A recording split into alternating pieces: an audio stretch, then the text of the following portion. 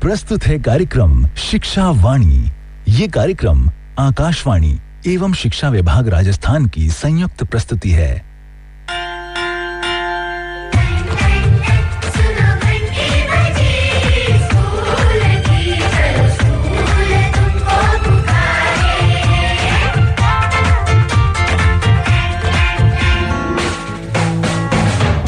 चलो चलो बच्चों, जल्दी से अपनी कॉपी किताब लेकर आ जाओ, क्योंकि आज के स्कूल की घंटी बज चुकी है और हमारी पाठशाला सज चुकी है।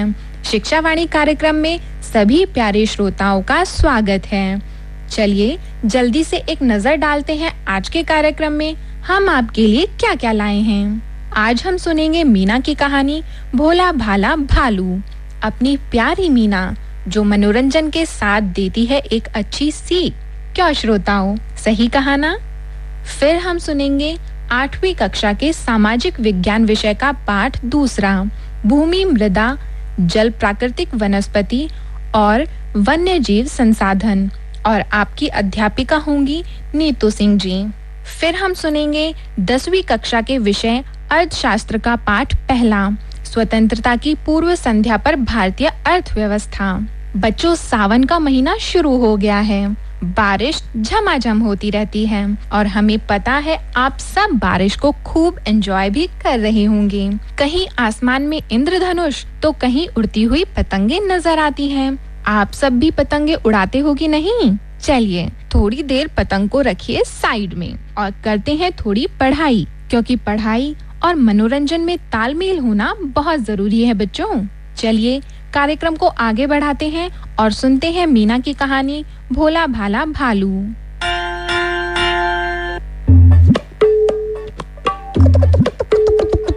मीना ने है झटपट सीखे पढ़ने के चटपट तरीके, हो पहेली जो सुलझानी मीना पे है उसकी चाबी। पढ़ो पढ़ाओ ओ खेलो खाओ, सरल करे ये सबका जीना, चतुर चपल है अपनी मीना।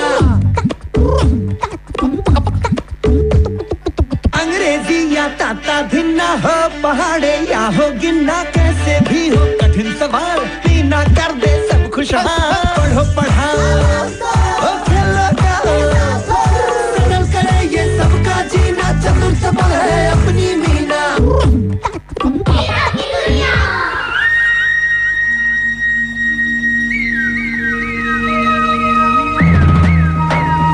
नमस्ते दोस्तों।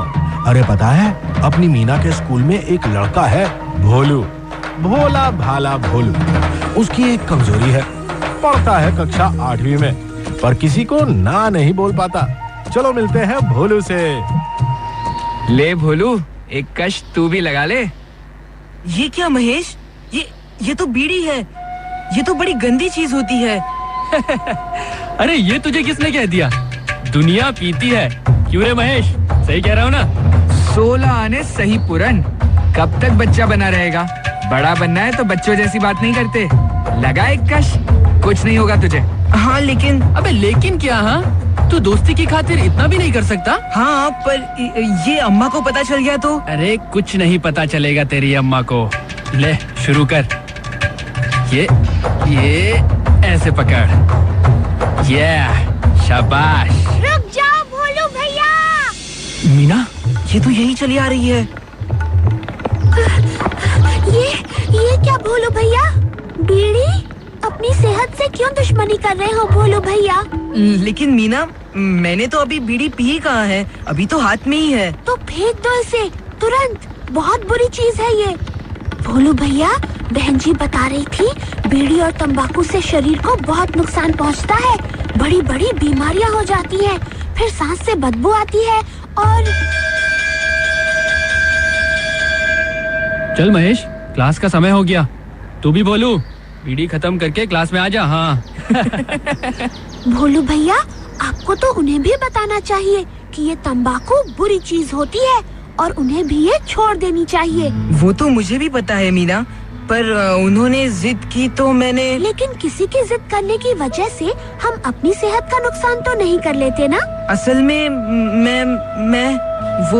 वो मैं किसी को ना नहीं बोल पाता ना। ना बोलने में मुझे बड़ी झिझक होती है।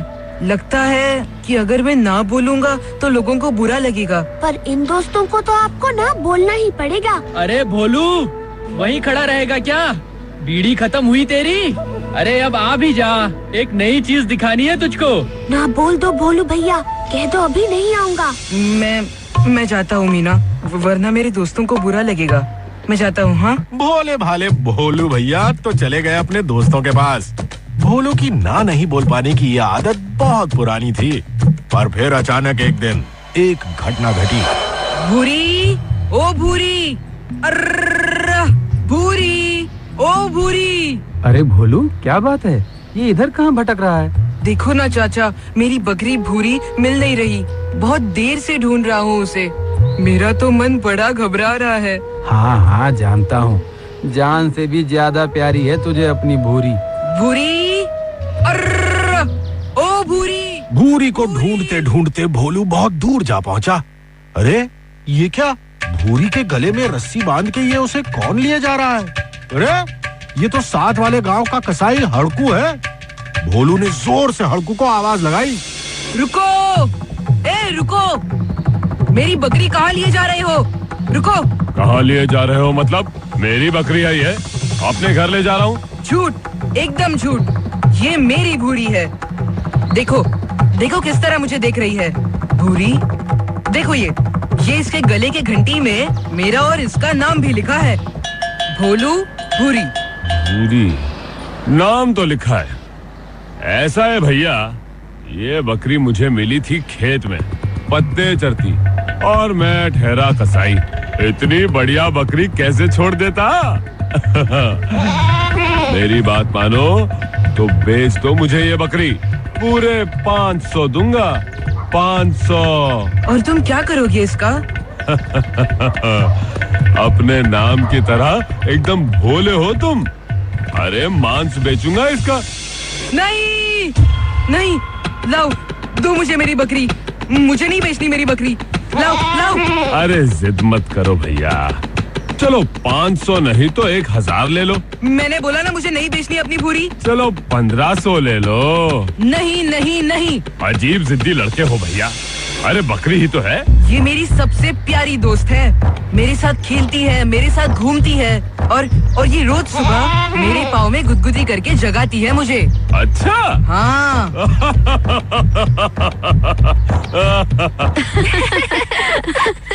अरे ये हड़कू इतनी जोर जोर से हंसने क्यों लगा? और ये मीना अपनी बहन जी के साथ, ये दोनों भी हंसते हुए भोलू को देख रहे हैं। आखिर चक्कर क्या है? मीना, बहन जी, आप लोग? हाँ भोलू भैया, हम। हड़कू चाचा, अब आप भोलू भैया को दे दो उनकी भूरी। दे दो उनकी भूरी, बात बता दो भूरी। क्या मतलब? तुम्हें ये सब पता था मीना? हाँ भोलू भैया, ये हड़कू चाचा है और अभी आपकी भूरी को आपसे नहीं लेंगे। हड़कू चाचा? मुझे तो कुछ समझ नहीं आ रहा। लेकिन भोलू भैया, आपने आज एक कमाल कर दिया। कमाल? मैंने? हाँ भोलू। वो कैसे बहन जी? ना बोल के। आज तुमने दिखा दिया कि तुम में ना बोलने की हिम्मत है। जैसे ही तुम्हें ये महसूस हुआ कि भूरी को बेचना गलत है, तुम्हारे अंदर ना बोलने की हिम्मत आ गई। भोलू बेटे, ऊपर वाले ने हम सबको दिल ही नहीं दिमाग भी दिया है, इसलिए दिमाग से बात सोचो और फिर दिल से पूछो।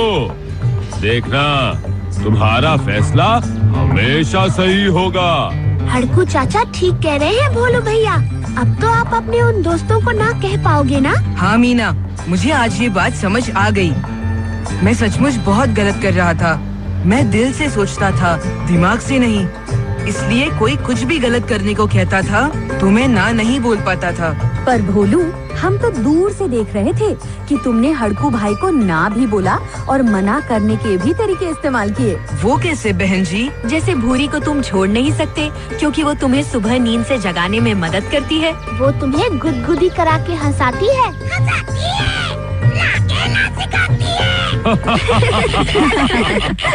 तो इस तरह अपनी प्यारी भूरी को खो देने के डर ने भोलू को ना बोलना सिखाई दिया, और उस दिन से भोलू ने हर बुरी चीज के लिए ना बोलना शुरू कर दिया। अरे बस भी कर भूरी, और कितनी घास खाएगी? क्या हाल है भोलू? अरे पूरन, तुम? बकरी के साथ रहते रहते भाई भोलू, खुद भी एक दिन बकरा मत बन जाना। लो लगाओ एक कश, एकदम नया माल है, सिगरेट कहते हैं इसको। नहीं पूरन, मुझे नहीं पीनी। अरे क्यों भाई, कल भी तो बीड़ी पी थी तुमने। पी नहीं थी, फेंक दी थी।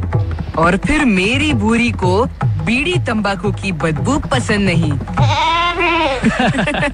अरे कहाँ तुम इस बकरी के चक्कर में बीड़ी का मजा छोड़ रहे हो भोलू। बीड़ी सेहत का बहुत नुकसान करती है। ये तुम्हारी बकरी ने कहा तुमसे? कहा तो नहीं, पर मुझे पता है। और फिर जो गलत है वो गलत है, और गलत को गलत ही कहते हैं। अगर तुम मेरे सच्चे दोस्त हो और तुम्हें अपनी और मेरी सेहत की फिक्र है, तो ये सब बीड़ी तंबाकू छोड़ना होगा, है कि नहीं भूरी? लो भाई, भोलू को तो मिल गई ना बोलने की सूझबूझ और हिम्मत, और बच गई उसकी सेहत। सरल करे ये सबका जीना, चतुर सबल है अपनी मीना।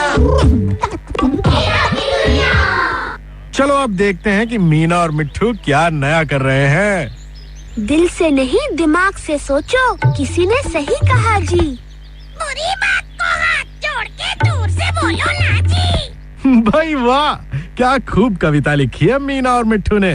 चलो अब सुनते हैं एक मजेदार गाना। बात पते की बतलाता हूँ, बात है बिल्कुल सही सही। बात पते की बतलाता हूँ, बात है बिल्कुल सही सही। बुरी चीज तुम जहाँ भी देखो, दूर से कहना नहीं नहीं नहीं नहीं नहीं नहीं, दूर से कहना नहीं नहीं। चल ना, क्या करेगा पढ़ाई करके? चल सिनेमा देखते हैं, चल मस्ती करते हैं। अबे आना यार। पहले तो बस हंस के डालो, कोई बहाना भले बना लो। अरे पहले तो बस हंस के डालो, कोई बहाना भले बना लो। फिर भी कोई करे जो जिद तो, अरे फिर भी कोई करे जो जिद तो, सर को दाएं बाएं हिला लो। नहीं शब्द की ताकत समझो, नहीं के जैसा कोई नहीं। बुरी चीज तुम जहाँ भी देखो, दूर से कहना नहीं नहीं नहीं नहीं नहीं नहीं, दूर से कहना नहीं नहीं। ये ले, गुटखा खा ले, मजा आ जाएगा। अबे खाना यार, क्या बच्चों की तरह डर रहा है? दिल की नहीं दिमाग की सुनना, बुरी चीज को कभी न चुनना। हाँ, दिल की नहीं दिमाग की सुनना, बुरी चीज को कभी न चुनना। ना कहने की आदत डालो, अरे ना कहने की आदत डालो, ना कहने में शर्म न करना। शर्मा शर्मी के चक्कर में जो पड़ता वो फंसे वहीं। बुरी चीज तुम जहाँ भी देखो, दूर से कहना नहीं नहीं नहीं नहीं नहीं नहीं, दूर से कहना नहीं नहीं। चलो अब देखते हैं मीना की बहन जी आज अपनी कक्षा में बच्चों को कौन सा खेल खिला रही हैं। तो सुनो बच्चों, आज का खेल है बड़ा मजेदार। भेद खोलना है हमें उसका जो बीच में बैठा है खुद को छुपाकर। कौन कौन कौन है वो टीचर बहन जी? बूझो और ढूंढो। 5 शहरों के नाम हैं, लखनऊ, कानपुर, इलाहाबाद, बरेली और नैनीताल। बोलो कौन सा शहर बीच में छुपा हुआ है? सभी हैं तो शहर, लेकिन इनमें से एक कुछ अलग सा है। लखनऊ, कानपुर, इलाहाबाद, बरेली और नैनीताल। मुझे पता है, नैनीताल। नैनीताल क्यों दीपू? क्योंकि आपने नैनीताल सबसे बाद में बोला है। जवाब तो सही है दीपू, पर कारण गलत है। सही कारण कौन बताएगा? मैं टीचर बहन जी। तो बताओ सोमा। बाकी के चारों शहर उत्तर प्रदेश में है, जबकि नैनीताल उत्तराखंड में है। शाबाश सोमा। और बच्चों, तुम्हें मालूम है कि नैनीताल का नाम नैनीताल कैसे पड़ा? मैं बताऊं बहन जी? हाँ बोलो मीना। बहन जी, ये शहर एक झील के चारों तरफ बसा हुआ है। उस झील का नाम है नैनी, इसीलिए इस शहर का नाम नैनीताल है। और हाँ बहन जी, मुझे याद आया, नैनीताल में तो पहाड़ हैं, जबकि बाकी सब जगहों की भूमि समतल है। है ना? शाबाश दीपू, मजा आया इस खेल में बच्चों? बहुत मजा आया। हाँ ना, मजेदार खेल। तो चलिए हम फिर मिलेंगे कल एक नई कहानी और एक नए खेल के साथ। तब तक अपनी प्यारी मीना को चिट्ठी लिखना मत भूलना। हाँ, चाहे वो आपके सुझाव हो, आपके विचार हो या आपके अनुभव। और मेरा पता है मीना की दुनिया, UNICEF, PO box number 3008, Lodhi road, HPO, नई दिल्ली 110003। सरल करे ये सबका जीना, चतुर चपल है अपनी मीना। अंग्रेजी या ताता धिन्ना हो, पहाड़े या हो गिन्ना, कैसे भी हो कठिन सवाल, मीना कर दे सब खुशहाल। पढ़ो पढ़ाओ, खेलो गाओ, सरल करे ये सबका जीना, चतुर चपल है अपनी मीना।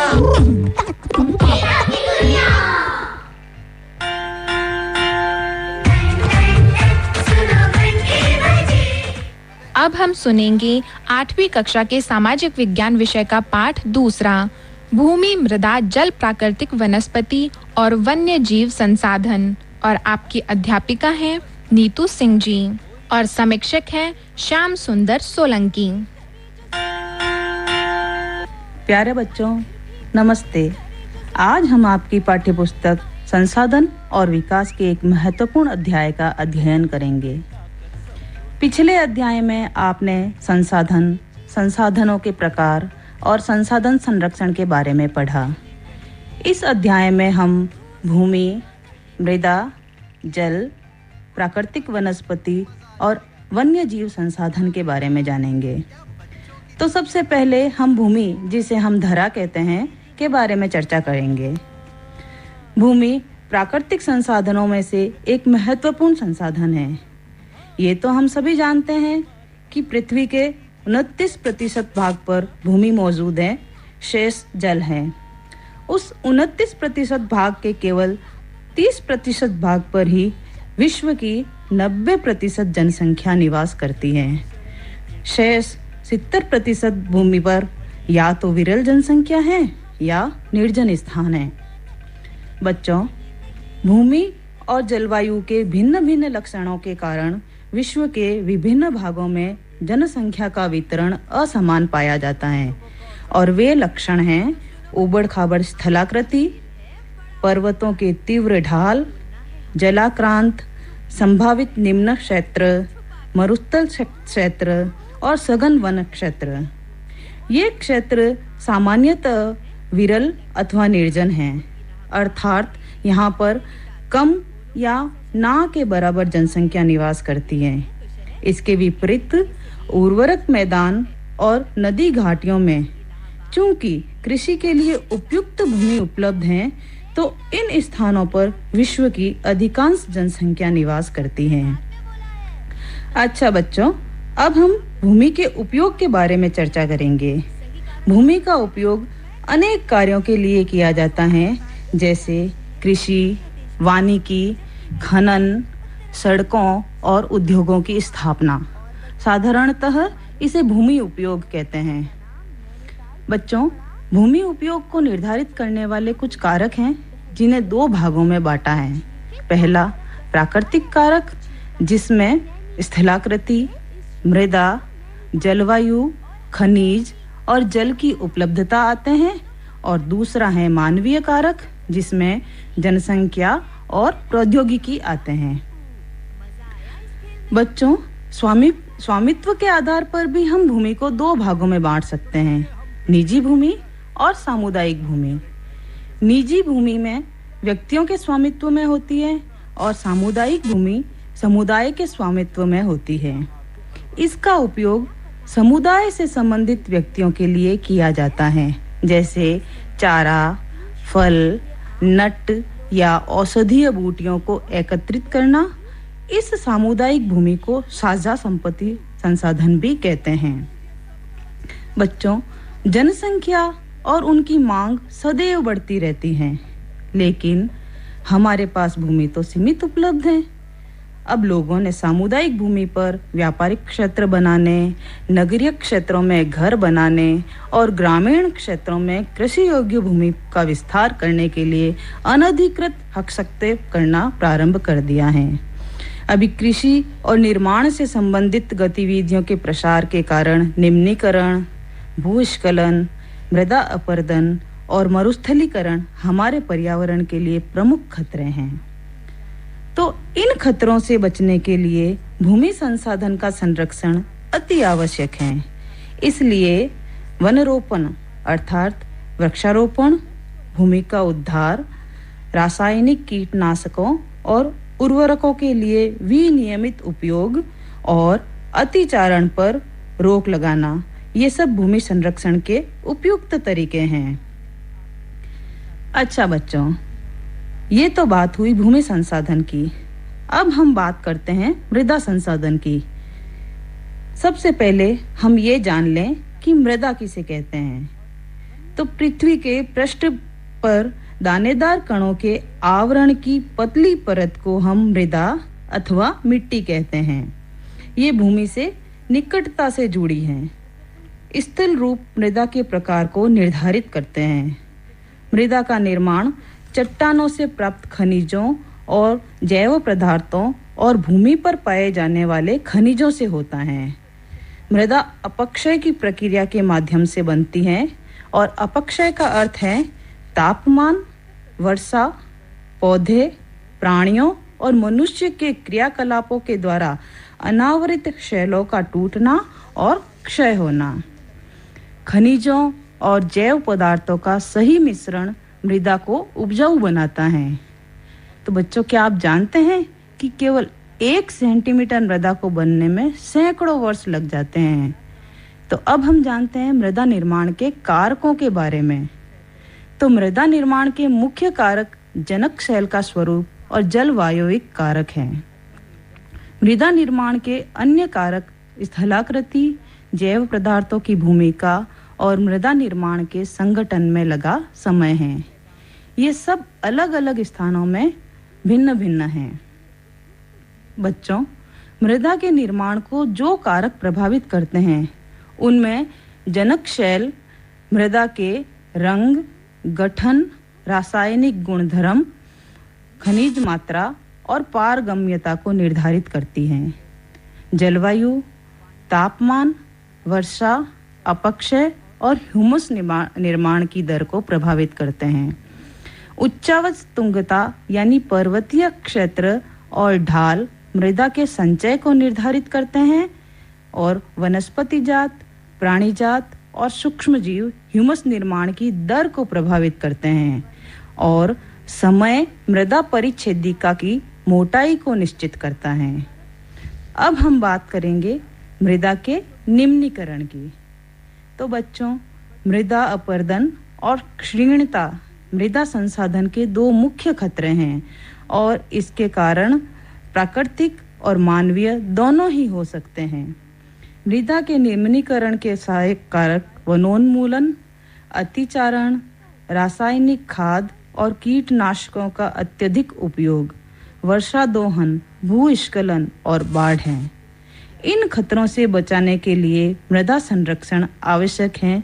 उसकी कुछ विधियां अपनाई जा सकती हैं, जो हैं मल्च बनाना अर्थात खेतों में पौधों के बीच अनावृत भूमि को भूसों से ढक देना, जिससे मिट्टी की आर्द्रता बनी रहे। दूसरा है सीढ़ीनुमा खेती, जो पहाड़ी इलाकों में की जाती है। तीसरा है समोच्च रेखीय जुताई। चौथा है रक्षक मेखलाएं अर्थात हवा को रोकने के लिए वृक्ष कतारों में लगाए जाते हैं। ऐसा तटीय प्रदेश और शुष्क प्रदेशों में किया जाता है। पांचवा है समोच्च रेखीय रोधिकाएं।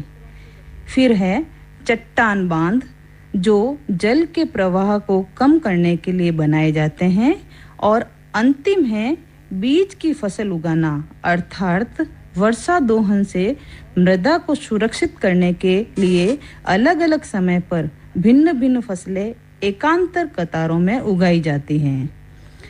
तो बच्चों, इन उपायों को अपनाकर हम मिट्टी को संरक्षित कर सकते हैं।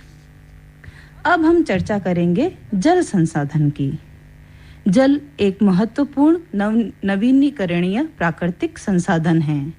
ये तो हमने पहले भी पढ़ा है कि भूमि का 3/4 भाग जल से ढका है, इसलिए इसे जल गृह कहना उपयुक्त होगा। महासागर पृथ्वी की सतह के 2/3 भाग को ढके हैं, लेकिन उनका जल लवणीय है, जो मानवीय उपयोग के लिए उपयुक्त नहीं है।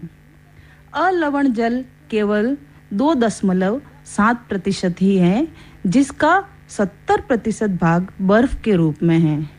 केवल 1% जल उपभोग के लिए उपयुक्त है, जो नदियों और झीलों में पृष्ठीय जल के रूप में और वायुमंडल में जल वाष्प के रूप में पाया जाता है। इसलिए ये अलवणीय जल सबसे अधिक मूल्यवान है। इसे ना बढ़ाया जा सकता है, ना ही घटाया जा सकता है। मनुष्य बड़ी मात्रा में जल का उपयोग न केवल पीने और धुलाई में करता है, वरन उत्पादन प्रक्रियाओं में भी करता है। जल कृषि उद्योगों और बांधों के जलाशयों के माध्यम से विद्युत उत्पादन करने में भी प्रयोग किया जाता है। जल स्रोतों के सूखने अथवा जल प्रदूषण के कारण अलवणीय जल की आपूर्ति की कमी के मुख्य कारक बढ़ती जनसंख्या, भोजन और नकदी फसलों की मांग, बढ़ता नगरीकरण और बेहतर जीवन स्तर है। बच्चों, विश्व के कई प्रदेशों में जल की कमी है। कई देश तो ऐसे जलवायु प्रदेशों में स्थित हैं जहां अक्सर सूखा पड़ता है। उनमें जलाभाव की अधिक समस्या बनी रहती है। जल का अभाव मौसमी अथवा वार्षिक वर्षा की विविधता के कारण हो सकता है, या अति उपयोग और जल स्रोतों के संदूषण के कारण भी जल का अभाव हो सकता है। तो बच्चों, अब हमारे सामने प्रश्न उठता है कि इसका संरक्षण किस प्रकार करें। तो अशोधित मल, कृषि रसायनों का विसर्जन और जल निकायों में औद्योगिक बहिर्स्राव जल के प्रमुख संदूषक हैं, क्योंकि इनमें शामिल नाइट्रेट धातुएं और पीड़कनाशी जल को प्रदूषित कर देते हैं। इन प्रदूषकों को जल निकायों में छोड़ने से पूर्व बहिर्स्रावों को उपयुक्त विधि से शोधित करके जल प्रदूषण नियंत्रित किया जा सकता है। वन और अन्य वनस्पति अथवा पेड़ वर्षा के पानी को रोककर धरातल में जल को पूरित करते हैं। जल संग्रहण से पृष्ठीय प्रवाह को बचाया जा सकता है। जल के रिसाव को कम करने के लिए खेतों को सिंचित करने वाली नहरों को ठीक से पक्का किया जाना चाहिए। फव्वारों द्वारा सिंचाई को बढ़ावा दिया जाना चाहिए। शुष्क प्रदेशों में ड्रिप द्वारा सिंचाई बहुत उपयोगी साबित होती है। इन सिंचाई विधियों को अपनाकर बहुमूल्य जल संसाधन को संरक्षित किया जा सकता है।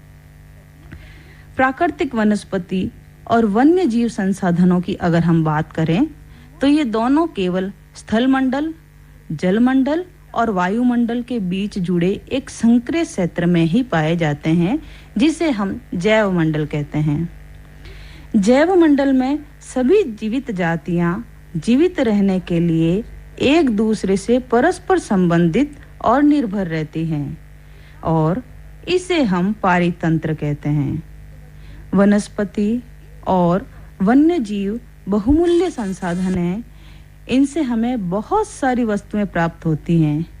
पौधे हमें बहुमूल्य लकड़ी देते हैं, प्राणियों को आश्रय देते हैं, ऑक्सीजन उत्पन्न करते हैं जिससे हम सांस लेते हैं, फसलों को उगाने के लिए मिट्टी की सुरक्षा करते हैं, भूमिगत जल के संग्रह में सहायता करते हैं, हमें फल, लेटेक्स, तारपिन का तेल, गोंद, औषधीय पौधे और कागज प्रदान करते हैं, जो आपके अध्ययन के लिए अत्यंत आवश्यक हैं।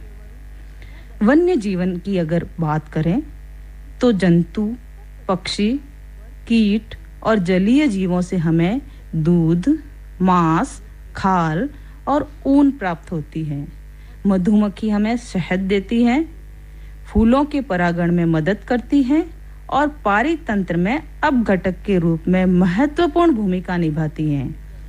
चिड़िया अपने भोजन के लिए कीटों पर निर्भर हैं।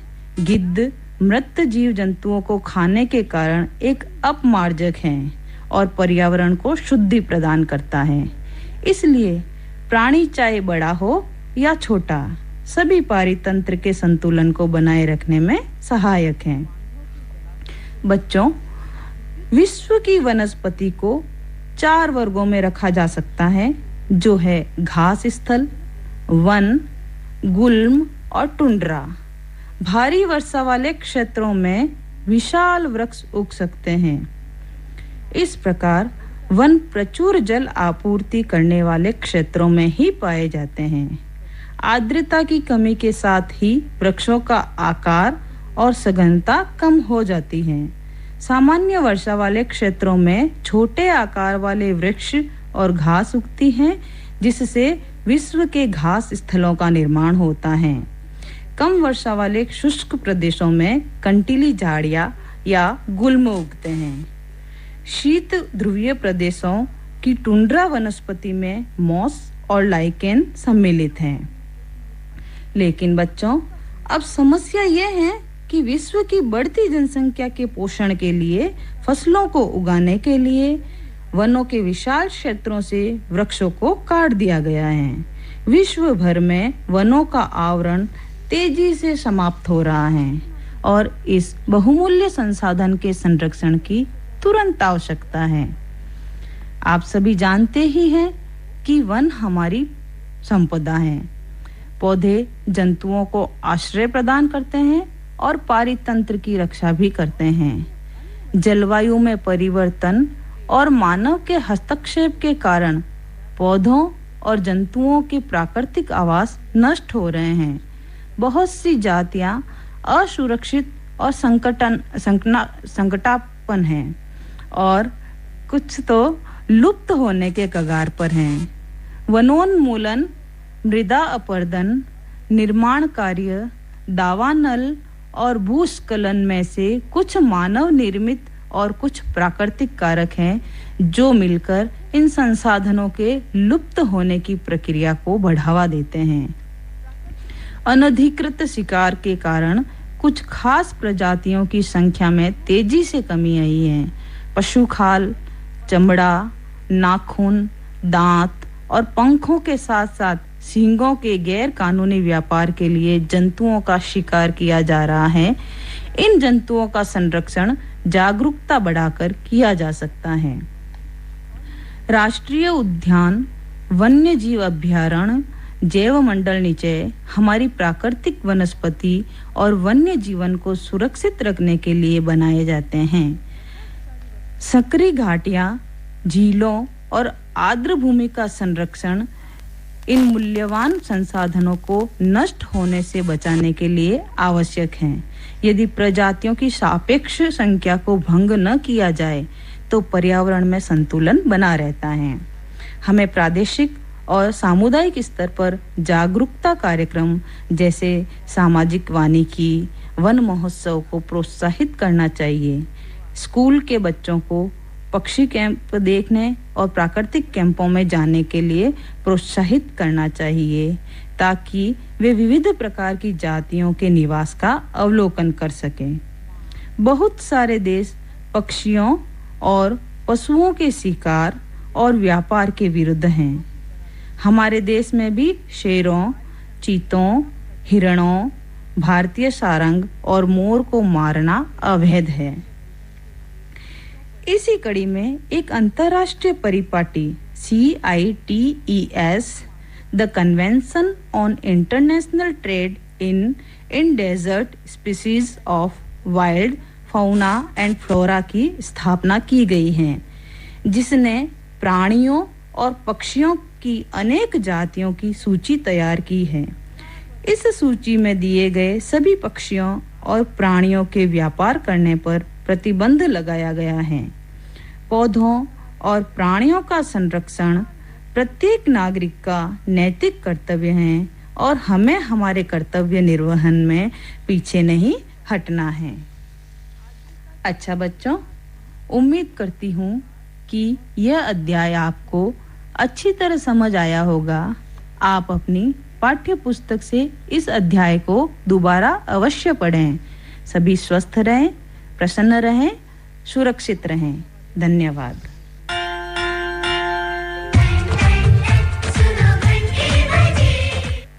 अभी आप सुन रहे थे 8वीं कक्षा के सामाजिक विज्ञान विषय का पाठ दूसरा, भूमि, मृदा, जल, प्राकृतिक, वनस्पति और वन्य जीव संसाधन, जिसकी अध्यापिका थी नीतू सिंह जी और जिसके समीक्षक हैं श्याम सुंदर सोलंकी। अब हम सुनेंगे 11वीं कक्षा के विषय अर्थशास्त्र का पाठ पहला, स्वतंत्रता की पूर्व संध्या पर भारतीय अर्थव्यवस्था, और आपकी अध्यापिका है मंजू वर्मा।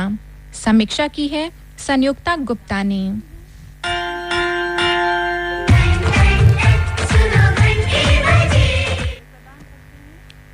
प्रिय विद्यार्थियों, आज हम अध्याय 1 स्वतंत्रता की पूर्व संध्या पर भारतीय अर्थव्यवस्था के बारे में जानेंगे। इस पाठ में स्वतंत्रता प्राप्ति के समय यानी 1947 में भारत की अर्थव्यवस्था की क्या दशा थी, यह जानने के साथ हम यह भी जानेंगे कि भारतीय अर्थव्यवस्था को अल्प विकास तथा गत्यावरोध की स्थिति में पहुंचा देने वाले कौन कौन से कारक अर्थात कारण थे। बच्चों, विक्टर अलेक्जेंडर ब्रूस, जो 1894 में ब्रिटिश इंडिया के वायसराय थे, उन्होंने कहा कि भारत हमारे साम्राज्य की धुरी है। यदि हमारे साम्राज्य का कोई राज्य अलग हो जाता है तो हम जीवित रह सकते हैं, परंतु यदि हम भारत को खो देते हैं तो हमारे साम्राज्य का सूर्य अस्त हो जाएगा। तो बच्चों, आपको इस कथन से ये स्पष्ट हो गया होगा कि ब्रिटिश साम्राज्य के लिए भारत की अर्थव्यवस्था कितनी महत्वपूर्ण थी। भारतीय अर्थव्यवस्था की वर्तमान संरचना कोई आज की नहीं है। इसके मूल सूत्र तो इतिहास में बहुत ही गहरे हैं, विशेष रूप से उस अवधि में जब भारत 15 अगस्त 1947 को स्वतंत्रता प्राप्ति के पूर्व 200 वर्षों तक ब्रिटिश शासन के अधीन था। बच्चों, भारत में ब्रिटिश औपनिवेशिक शासन का मुख्य उद्देश्य इंग्लैंड के उद्योगों के लिए भारत से कच्चा माल प्राप्त करना था। वे अपने उद्योगों के लिए भारत से कच्चा माल ले जाते और तैयार माल भारत व अन्य देशों में बेचकर बहुत अधिक लाभ कमाते थे। औपनिवेशिक शासन यानी अंग्रेजों के शासन से पूर्व भारत की अपनी स्वतंत्र अर्थव्यवस्था थी। यद्यपि जन सामान्य की आजीविका और सरकार की आय का मुख्य स्रोत कृषि था, फिर भी देश की अर्थव्यवस्था में विभिन्न प्रकार की विनिर्माण गतिविधियां हो रही थी।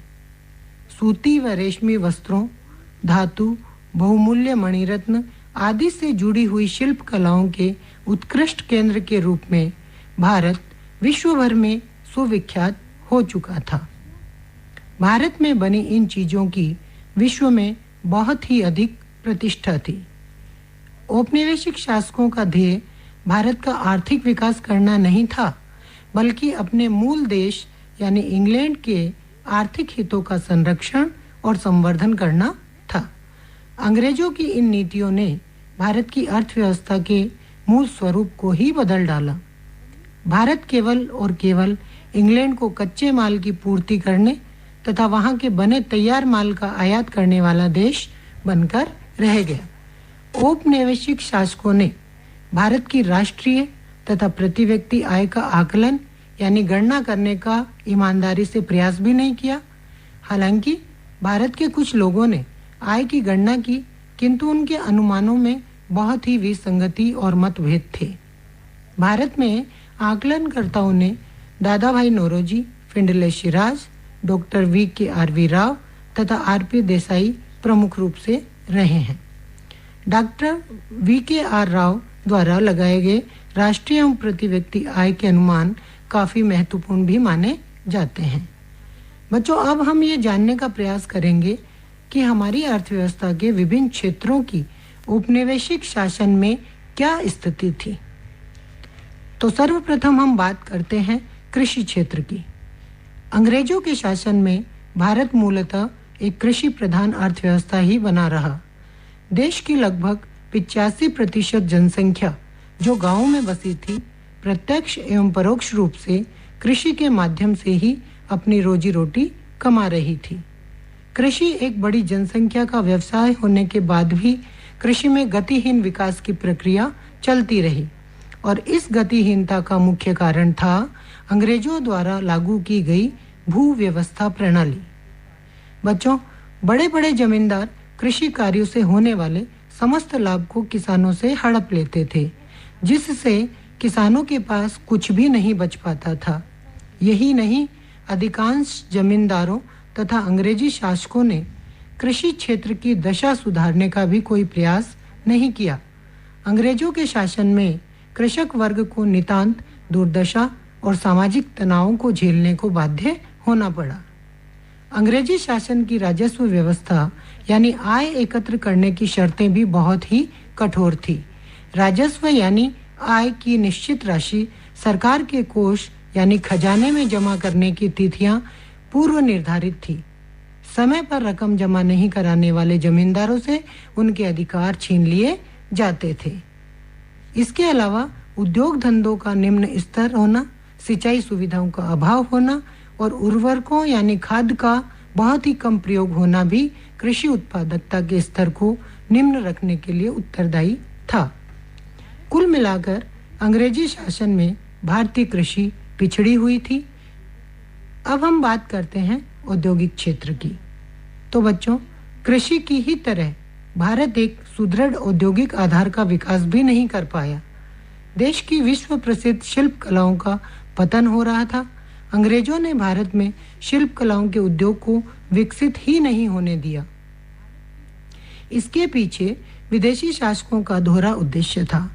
एक तो वे भारत को इंग्लैंड में विकसित हो रहे आधुनिक उद्योगों के लिए कच्चे माल का निर्यातक बनाना चाहते थे, दूसरा वे उन उद्योगों के उत्पादन के लिए भारत को ही एक विशाल बाजार भी बनाना चाहते थे। इस प्रकार इंग्लैंड में उद्योगों के प्रसार के सहारे वे अपना लाभ अधिकतम करना चाहते थे। भारत में शिल्प कलाओं के पतन से भारी मात्रा में एक तरफ जहां बेरोजगारी फैल रही थी, वहीं भारतीय बाजारों में मांग का प्रसार भी हो रहा था। इस मांग को इंग्लैंड में तैयार माल के आयात से पूरा किया जा रहा था। हालांकि 19वीं शताब्दी के उत्तरार्ध में भारत में कुछ आधुनिक उद्योगों की स्थापना होने लगी थी, किंतु उनकी उन्नति बहुत ही धीमी रही। यह उद्योग केवल सूती वस्त्र और पटसन तक ही सीमित थे। 20वीं शताब्दी के आरंभ में लोहा और इस्पात उद्योगों का भी विकास प्रारंभ हुआ। बच्चों, आपने टिस्को का नाम तो सुना ही होगा। टिस्को यानी Tata iron and steel company, जिसकी स्थापना 1907 में हुई थी। फिर भी अंग्रेजी शासन के दौरान भावी औद्योगिकरण को प्रोत्साहित करने हेतु पूंजीगत उद्योगों का प्राय अभाव ही बना रहा। पूंजीगत उद्योग वे उद्योग होते हैं जो तात्कालिक उपभोग में काम आने वाली वस्तुओं के उत्पादन के लिए मशीनों और कल पुर्जों का निर्माण करते हैं। बच्चों, कुछ कारखानों की स्थापना से देश की पारंपरिक शिल्प कला आधारित उद्योगों के पतन की भरपाई नहीं हो पाई। यही नहीं, नए उद्योग की समृद्धि दर भी बहुत ही कम रही। जो भी उद्योग नए खोले गए, इसमें सार्वजनिक क्षेत्र का कार्यक्षेत्र भी बहुत ही कम रहा। कृषि और उद्योग के बाद अब हम बात करते हैं विदेशी व्यापार की। यद्यपि प्राचीन समय में भारत एक महत्वपूर्ण व्यापारिक देश रहा, किंतु अंग्रेजी सरकार द्वारा अपनाई गई वस्तु उत्पादन, व्यापार और सीमा शुल्क की प्रतिबंधकारी नीतियों का भारत के विदेशी व्यापार की संरचना एवं स्वरूप पर प्रतिकूल प्रभाव पड़ा।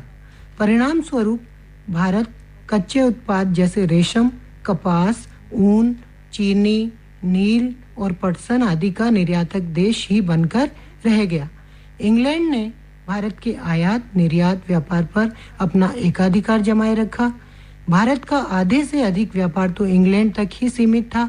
शेष कुछ व्यापार चीन, श्रीलंका और ईरान से भी होने दिया जाता था। स्वेज नहर का व्यापार मार्ग खुलने से तो भारत के व्यापार पर अंग्रेजी नियंत्रण और भी सख्त हो गया। अब हम बात करेंगे जनांकीय परिस्थिति की।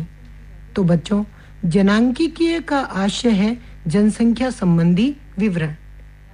ब्रिटिश भारत की जनसंख्या के विस्तृत ब्यौरे सबसे पहले 1881 की जनगणना के तहत एकत्रित किए गए। उसके बाद प्रत्येक 10 वर्ष बाद जनगणना होती रही। वर्ष 1921 के पूर्व का भारत जनांकीय संक्रमण के प्रथम सोपान में था। द्वितीय सोपान का आरंभ 1921 के बाद माना जाता है, किंतु उस समय न तो भारत की जनसंख्या बहुत विशाल थी और न ही उसकी समृद्धि दर बहुत अधिक थी। सामाजिक विकास के विभिन्न सूचक भी उत्साहवर्धक नहीं थे।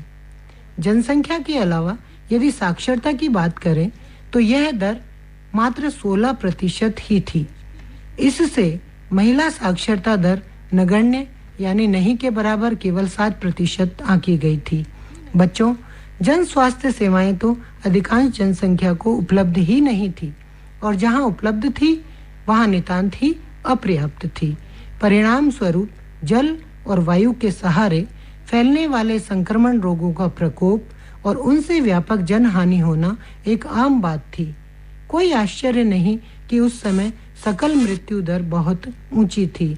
विशेष रूप से शिशु मृत्यु दर अधिक चौंकाने वाली थी।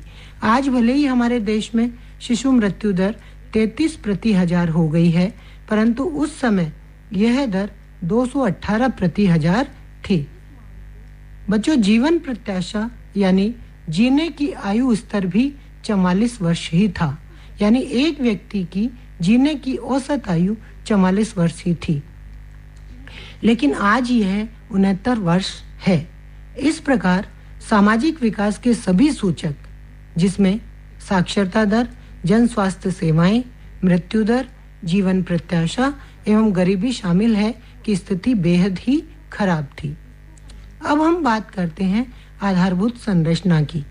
तो बच्चों, औपनिवेशिक शासन के अंतर्गत देश में रेलों, पतनों, जल परिवहन व डाक तार आदि का विकास तो हुआ, परंतु इसका ध्येय जन सामान्य को अधिक सुविधाएं प्रदान करना नहीं था। ये सुविधाएं अंग्रेजों ने अपने हित साधने के लिए ही की, क्योंकि अंग्रेजी शासन से पहले बनी हुई सड़कें आधुनिक यातायात के साधनों के लिए उपयुक्त नहीं थी। जो सड़कें उन्होंने बनवाई वे भी उन्हीं की सुविधा के लिए बनवाई गई थी। ग्रामीण क्षेत्रों में सड़क मार्गों का नितांत अभाव था। अंग्रेजों ने 1850 में भारत में रेलों का आरंभ किया। यही उनका सबसे महत्वपूर्ण योगदान माना जा सकता है। रेलों ने भारत की अर्थव्यवस्था की संरचना को 2 तरीकों से प्रभावित किया। एक तो इससे लोगों को आसानी से लंबी यात्राएं करने का अवसर मिला, दूसरा भारतीय कृषि के व्यवसायीकरण को भी बढ़ावा मिला। सड़कों तथा रेलों के विकास के साथ साथ अंग्रेजी व्यवस्था ने आंतरिक व्यापार तथा समुद्री जल मार्गों के विकास पर भी ध्यान दिया, किंतु ये उपाय बहुत संतोषजनक नहीं थे। निष्कर्ष रूप में बच्चों, ये कहा जा सकता है कि स्वतंत्रता प्राप्ति तक 200 वर्षों के विदेशी शासन का प्रभाव भारतीय अर्थव्यवस्था के प्रत्येक आयाम पर अपनी पैठ बना चुका था। कृषि क्षेत्र पहले से ही अत्यधिक श्रम अधिशेष यानी श्रमिकों की अधिकता के भार से लदा था। उसकी उत्पादकता का स्तर भी बहुत ही कम था। औद्योगिक क्षेत्र भी आधुनिकीकरण, विविधता, क्षमता संवर्धन और सार्वजनिक निवेश में वृद्धि की मांग कर रहा था। विदेशी व्यापार तो केवल इंग्लैंड की औद्योगिक क्रांति को पोषित यानी पाल रहा था।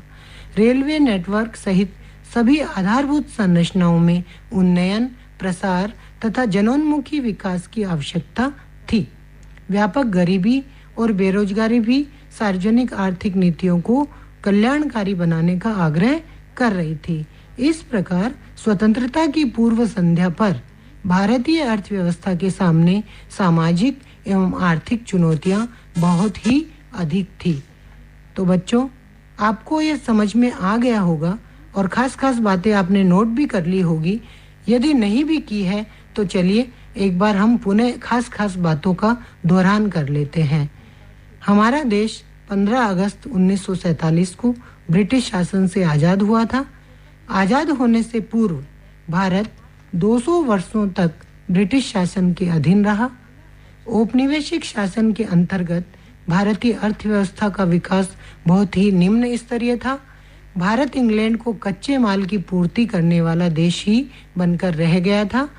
भारतीय राष्ट्रीय आय की गणना करने वालों में मुख्य नाम Dadabhai Naoroji, Williams Digby, Findlay Shirras, doctor VKRV Rao तथा RC देसाई थे। ब्रिटिश शासन के अंतर्गत भारत मूलतः एक कृषि अर्थव्यवस्था ही बना रहा, जिसकी 85% जनसंख्या गांवों में निवास करती थी। कृषि उत्पादकता में कमी का कारण भूव्यवस्था प्रणाली थी। शिल्प कलाओं का पतन हो गया था। भारत कच्चे उत्पादन जैसे रेशम, कपास, ऊन, चीनी, नील और पटसन आदि का निर्यातक देश ही बनकर रह गया था। ब्रिटिश शासन में भारत की जनगणना सर्वप्रथम 1881 में हुई। अब जनगणना प्रति 10 वर्ष बाद होती है। सामाजिक विकास के विभिन्न सूचक हैं साक्षरता, जन स्वास्थ्य सेवाएं, मृत्यु दर, जन्म दर, जीवन प्रत्याशा, गरीबी एवं बेरोजगारी। ब्रिटिश शासन ने एक सकारात्मक योगदान भी दिया, वह है 1850 में रेलों का प्रारंभ। 1854 में मुंबई से थाने को जोड़ने वाला पहला रेल पुल बनाया गया, परंतु फिर भी औपनिवेशिक शासकों की आर्थिक नीतियों ने भारतीय अर्थव्यवस्था के विकास को अवरुद्ध किया और स्वतंत्र देश के सामने अब बहुत अधिक चुनौतियां थी। अभी आप सुन रहे थे 11वीं कक्षा के विषय अर्थशास्त्र का पाठ पहला, स्वतंत्रता की पूर्व संध्या पर भारतीय अर्थव्यवस्था। अध्यापिका थी मंजू वर्मा और समीक्षक संयुक्ता गुप्ता। श्रोताओं, आज की हमारी पाठशाला यही समाप्त होती है। कल मिलेंगे इसी समय। तब तक आप हंसते रहें, मुस्कुराते रहें और सावन के सुहावने मौसम को एंजॉय करते रहें। Bye bye.